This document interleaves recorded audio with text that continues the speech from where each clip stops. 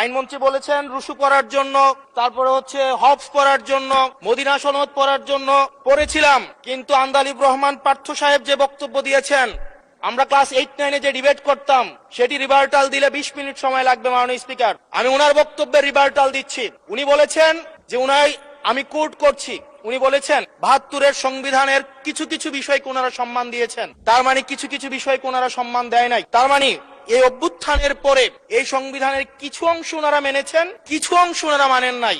ওনারা কেবল ওই অংশটাই মেনেছেন যে অংশটা ওনাদের পক্ষে গিয়েছে, যে অংশটা ওনাদের বিপক্ষে গিয়েছে এই অংশটা ওনারা মানেন নাই। মাননীয় স্পিকার, এই ধরনের প্রকৃতি সম্পন্ন যারা আছে বাংলাদেশের পার্লামেন্ট যারা দেখছেন তারা সিদ্ধান্ত নেবেন, যারা কখনো কখনো কনফর্মিস্ট, যারা কখনো কখনো রিফর্মিস্ট, তারা মূলত হচ্ছে অপরচুনিস্ট। এখন আমি সংবিধানের কিছু কিছু ধারা মানব, কিছু কিছু ধারা মানব না।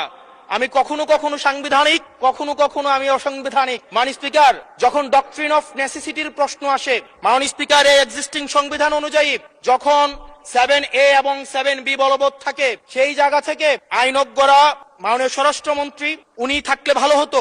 ডক্ট্রিন অফ নেসেসিটি মাননীয় স্পিকার 48-3 অনুযায়ী রাষ্ট্রপতি সুপ্রিম কোর্টের মাধ্যমে একটা এই 106-এর অ্যাডভাইজরি একটা রুল আছে মাননীয় স্পিকার। এই অ্যাডভাইজরি রুলের মাধ্যমে সংবিধানের ফান্ডামেন্টাল কোনো বিষয় কম্প্রোমাইজ করা যায় না।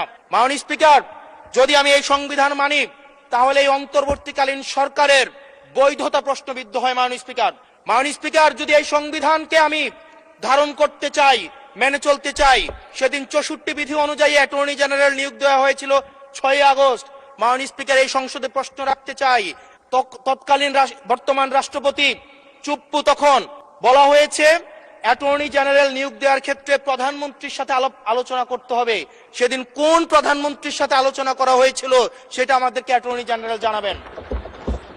আমাদেরকে অ্যাটর্নি জেনারেল জানাবেন যেই হিয়ারিংটা হয়েছিল এই হিয়ারিং এ উনি উপস্থিত ছিলেন কিনা। তখনকার সময় যিনি প্রধান বিচারপতি ছিলেন ওবায়দুল হক, তিনি তখন কোথায় ছিলেন, সেই রায়ের কপিটা আমরা দেখতে চাই। মাননীয় স্পিকার, মাননীয় স্পিকার, আপনি যখন বেগম জিয়াকে 6 আগস্ট সর্বপ্রথম ছাত্র জনতা যখন সিদ্ধান্ত নিয়েছিল আর এক মুহূর্ত বেগম জিয়াকে কারাগারে থাকতে দিবে না, বেগম জিয়াকে রাষ্ট্রপতির আদেশের মধ্য দিয়ে বেগম জিয়াকে সেদিনই হচ্ছে কারাগার থেকে যেই জুলুমের মধ্যে রাখা হয়েছিল সেটা থেকে ছাত্র জনতার রায়ের মধ্য দিয়ে সেখান থেকে বের করে আনা হয়েছিল। মাননীয় স্পিকার, যদি এই সংবিধানকে বাইবেল ধরে নেই, এই সংবিধানকে যদি গসপেল ধরে নেই, এই গসপেলের পুরোহিত অনুযায়ী যেভাবে ভ্যাটিকান সিটি চলে সেটা যদি আমরা ধরে নেই, তাহলে মাননীয় স্পিকার, সেদিন বেগম জিয়া জেল থেকে বের হতে পারেন।